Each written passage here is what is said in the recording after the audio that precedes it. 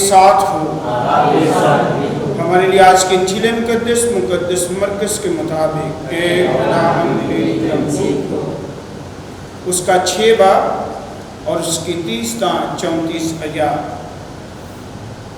एक दिन रसूल यीशु के पास जमा हुए और जो कुछ उन्होंने किया और सिखाया था सब उससे बयान किया। तब उसने उनसे कहा, तुम अलग वीरान जगह में चले आओ और ज़रा आराम करो, इसलिए कि बहुत आमदोरफ्त थी और उन्हें खाना खाने की भी फुर्सत ना मिलती थी। बस वो कश्ती पर चढ़कर अलग एक वीरान जगह में चले गए और बहुतेरों ने उनको जाते देखा और जान गए और सब शहरों से इकट्ठे होकर वहाँ पैदल दौड़े और उनसे पहले जा पहुँचे। और यीशु ने उतरकर बड़ा हजूम देखा और उसे उन पर रहम आया, क्योंकि वो उन भेड़ों की मानिंद थे जिनका चरवाहा ना हो, और वो उन्हें बहुत सी बातों की तालीम देने लगा। इंजील मुकद्दस के वसीले से हम सब की खताएं मुआफ़ की जाएं। मसीह खुदावंद में मेरे अज़ीज़ भाइयों, मेरी बहनों और मेरे प्यारे बच्चों, हम दिलो जान से अपने खुदावंद का शुक्र अदा करते हैं जो हमें अपनी बरक़ात और नेमतें अता करता है।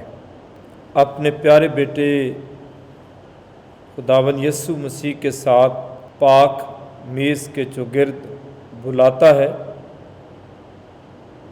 ताकि हम यीशु के पाक मेज़ से रूहानी ज़िंदगी हासिल कर सकें। पाकमा कलीसिया साल के दौरान 16वें इतवार की इबादत करती है और आज की तिलावतों को गौर से सुना है। और आज की तिलावतों में जो मरकज़ी बात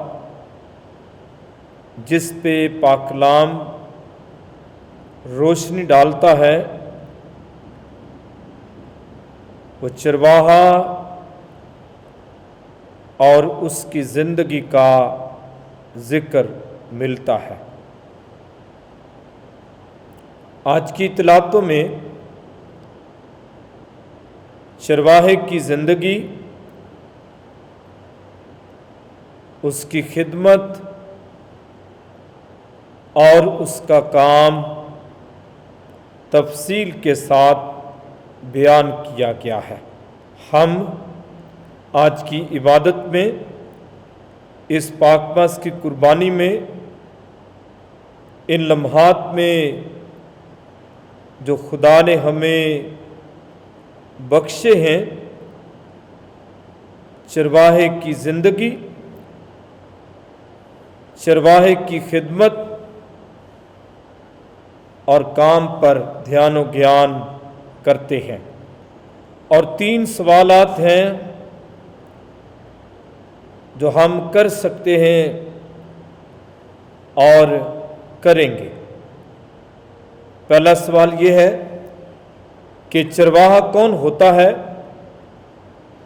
दूसरा सवाल उसकी खिदमत क्या है। और तीसरा सवाल कि चरवाहा कैसा होना चाहिए।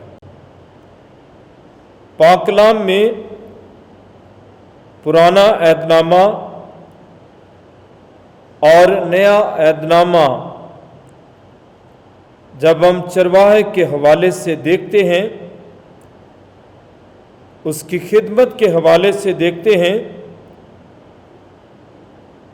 तो चरवाहे के नाम ये हैं: रखवाला, निगहबान, चौपान और देखभाल करने वाला। آج کی پہلی تلاوت کی روشنی میں دیکھتے ہیں ارمیہ نبی کا صحیفہ 23 باب پہلی 6 آیات میں خدا چرواہوں پر افسوس کرتا ہے اور عادل چرواہے کا وعدہ کرتا ہے۔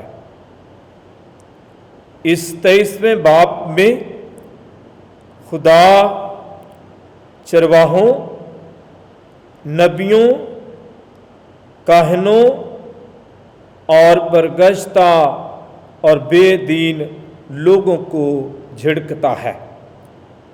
کیوں؟ کس لیے کہ چرواہے غافل، بے پرواہ، بے وفا، خود غرض، غیر مثالی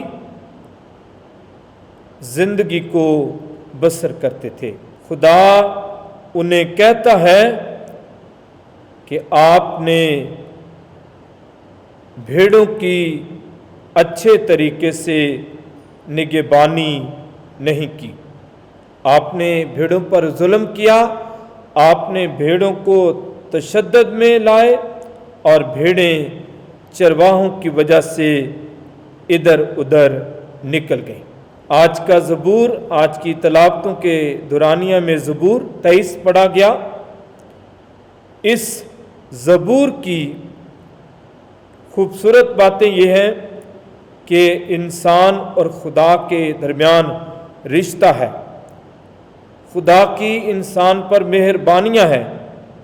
اس لیے جب اس زبور کو ایماندار پڑھتے ہیں تو وہ یہ ضرور یاد رکھتے ہیں، خداوند میرا چوپان ہے، مجھے کوئی کمی نہیں، مجھے کسی قسم کی کمی نہیں، مجھے کسی قسم کا ڈر نہیں، کیونکہ خدا ہمیشہ میرے ساتھ ہے۔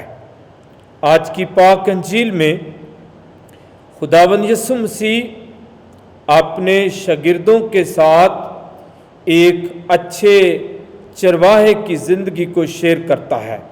خداوند یسوع مسیح ہجوم کو دیکھتا ہے، ہجوم کو تعلیم دیتا ہے، لیکن اس کے ساتھ ساتھ خداوند نے یہ بھی اپنے دل سے ظاہر کیا کہ خدا کا بیٹا ان بھیڑوں پر ترس کھاتا ہے اور کہتا ہے کہ یہ بغیر کسی روحانی پیشوا کے ہیں، وہ بھوکے ہیں، وہ پیاسے ہیں، وہ بے سہارا ہیں، اور یسوع نے اپنے شاگردوں کو کہا کہ ان کو کھانے کو دو۔